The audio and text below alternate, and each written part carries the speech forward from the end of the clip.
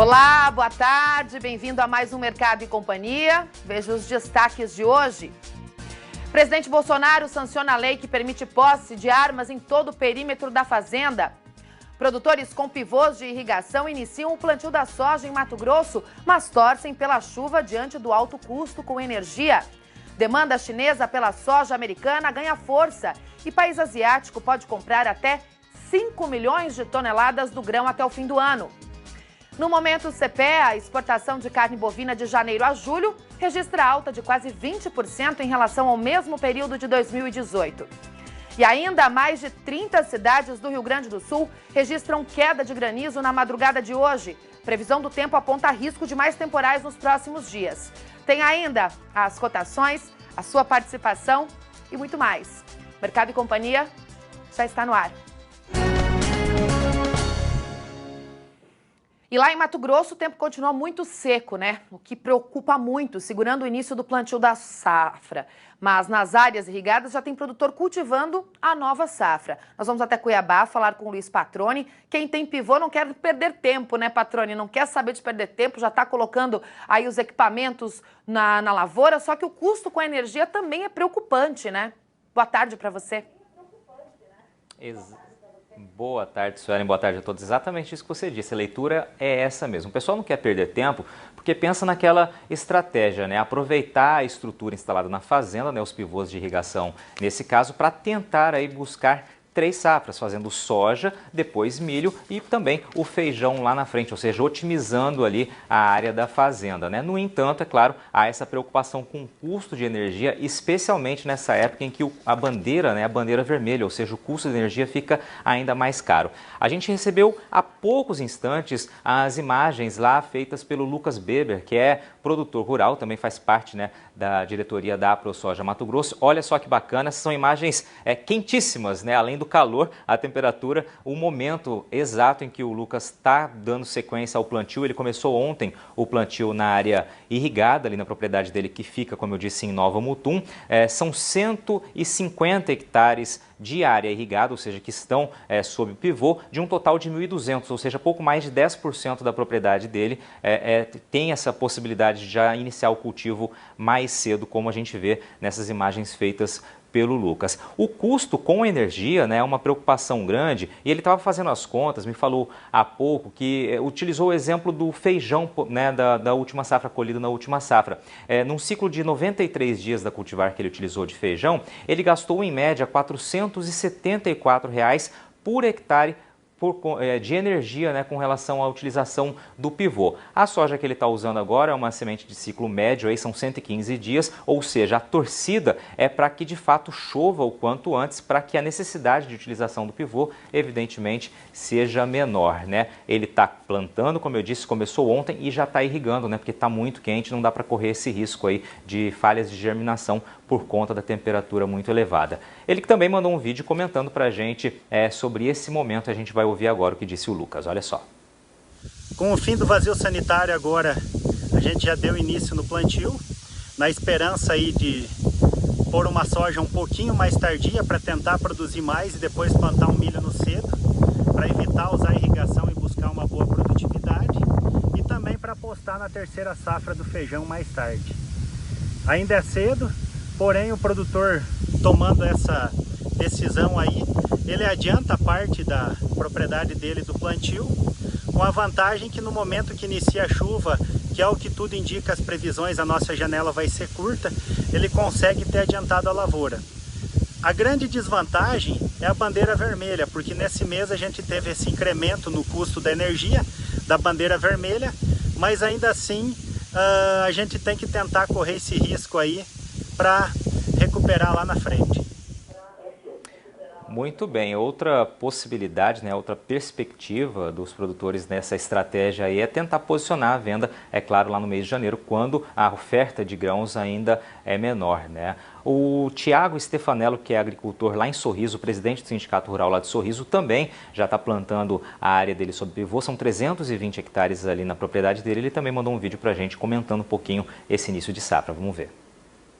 Hoje é dia 18, demos início aqui ao plantio nas áreas irrigadas, sucesso a todo mundo e cautela, esse ano é um ano de muita cautela, Contamos que as chuvas não atrasem tanto para que demos sequência nas áreas onde não tem irrigação. Sucesso a todos e tenham todos um bom dia.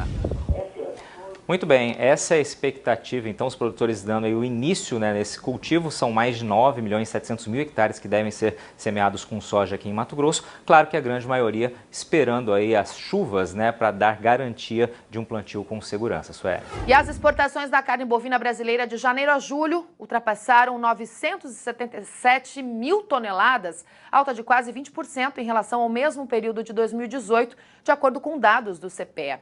Apesar de China e Hong Kong continuarem no topo da lista de principais destinos do produto, em julho a proteína foi embarcada para mais de 140 países, contra 121 em julho do ano passado. Uma abertura legal de mercado, né? Para entender os motivos desse cenário bastante positivo, a gente conversa agora com o Thiago Bernardino Carvalho. Ele que é pesquisador da área de pecuária do CPEA. Boa tarde, Thiago. Boa tarde, Suelen. Boa tarde a todos que acompanham o Canal Rural. Obrigada pela sua participação, Thiago. Olha só, a demanda da China continua aquecida por causa do surto da peste suína africana. Conta pra gente. Vamos lá. Realmente, a China, juntamente China e Hong Kong, se tornaram aí nos últimos 3 anos importante player para nossa carne e mais especificamente esse ano pelo motivo que você bem citou, a peste suína. Então, todo esse movimento, tanto de uma atratividade maior da carne brasileira, mas também com problemas sanitários no país asiático, isso favoreceu a consolidação do mercado chinês para a nossa carne bovina. Agora a Coreia do Norte, né? Coreia do Sul, perdão, também teve problemas de peste suína, foi registrado agora recentemente. De alguma maneira isso deve também aquecer o mercado de carne bovina? A gente deve abrir novos mercados por conta desses problemas sanitários em outros países? Perfeito. A gente teve uma notícia recentemente, alguns dias, semanas atrás, da Indonésia. Então, problemas sanitários realmente fazem com que países busquem a carne de origem de países que têm um status sanitário, né, têm uma segurança alimentar. Então, esses movimentos, sim, de impacto de doença trazem um horizonte interessante para a pecuária brasileira. Você falou aí da Indonésia, mas além dessa questão sanitária, tem outros países, outros mercados que têm se destacado nas compras pelo produto brasileiro, ou uns que surgem aí como potenciais, Thiago? Sim, você tocou num ponto importante, principalmente os países árabes, que depois do começo do ano, né, aquela discussão mais política de transição de embaixada, mesmo com todo esse cenário se consolidou. Então a gente vê a Arábia Saudita, até mesmo os Emirados Árabes Unidos, que foram os grandes, com uma taxa de crescimento maior aí que a gente observou esse ano em relação ao ano passado. Então a gente conseguiu pulverizar. Naquele 140 em relação a 120, os países árabes, os países do Oriente Médio ganharam uma importância interessante. Tá? Então é um mercado que se abre ao Brasil em termos de pulverização de venda, que é fundamental para qualquer cadeia, para qualquer setor. A gente sabe que o cenário aí para as exportações, que a nossa carne está bem na fita aí em todos os países do mundo, quase todos, não é? Mas o que o pecuarista quer saber é de preço, né? Qual é a análise de vocês? Os pecuaristas estão trabalhando com preços remuneradores, estão conseguindo cobrir aí os custos e fazer um bom caixa? Eu acho, vamos lá, eu não acho, né? A gente observa o mercado é muito amplo, Suelen, né? Eu acho que tem mercado para todos, os mercados exportadores, seja mercado interno, e o produtor tem que estar ciente do que ele consegue e do que ele pode produzir. Mas o horizonte, sim, a gente observa o mercado futuro, já contratos acima de R$165 já no começo do ano que vem. Então, para quem tiver gado para janeiro, fevereiro, estou falando de algo em torno de 166, 167. E isso, sim, começa a ficar muito interessante. Resultado de um mercado externo enxugando uma demanda que vem cada vez fraca, patinando de lado aqui no mercado interno, mas um mercado externo comprando a carne brasileira. Somado, sim, uma restrição de oferta, perfeito. Mas o produtor tem um horizonte interessante nos próximos meses em termos de preço. E a demanda chinesa pela soja americana ganhou força nos últimos dias. De acordo com dados do Departamento de Agricultura dos Estados Unidos, a China comprou cerca de 720 mil toneladas do grão em apenas 3 dias. É muita coisa, né, gente? A expectativa da consultoria Sim Consulte é que o país asiático compre até 5 milhões de toneladas até o fim do ano. Para isso, vamos até Porto Alegre conversar com o Lione Severo. Boa tarde, Liones. Essas compras recentes da China ainda são resultado das últimas negociações entre os países? Sim, boa tarde a todos. Sim, na verdade é um pacote de 5 milhões de toneladas que os chineses distribuíram entre as empresas estatais e privadas, sem tarifa, mas isso também vai depender do desempenho das negociações futuras. Por enquanto foram 720 mil toneladas, comenta-se que agora irá suspender as compras nos Estados Unidos, esperar o resultado das reuniões e dependendo dos resultados que os americanos terão que fazer algumas concessões, que os chineses já fizeram, aí então seguirá ou não. A China também já autorizou a importação de farelo argentino, ela vai privilegiar isso no caso de falta soja.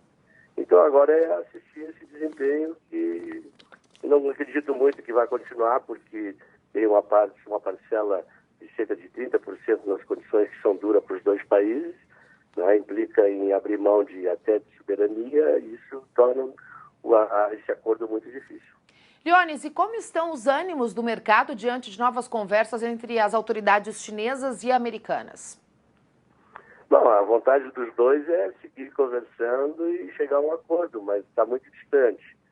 Os ânimos são, vamos dizer assim, não são muitos, não existe grande euforia das partes, né? Porque o clima que se criou é muito grave e agora também teve esse problema no Irã e a China compra todo o petróleo do Irã, vai depender também das retaliações que os Estados Unidos vai fazer ao Irã, então tem aí alguns elementos novos no cenário que podem dificultar ainda mais essa negociação. E como o Brasil é afetado por essa alta da demanda pela soja americana? Como é que vocês estão avaliando os impactos disso? Isso não é nada, pode ter um apagão como está tendo agora de negócios por um tempo, mas vamos voltar com todo vapor e ainda temos um caminho bem auspicioso para a soja que resta ainda no Brasil. Então nós temos ainda um caminho bom, eu acho que temos o melhor parceiro, as coisas vão voltar a funcionar e naturalmente que a soja brasileira é a soja mais demandada no mundo, principalmente pelos chineses, até pela qualidade, e logo estaremos de volta aos negócios. Sentiu falta de algum conteúdo? Acesse canalrural.com.br.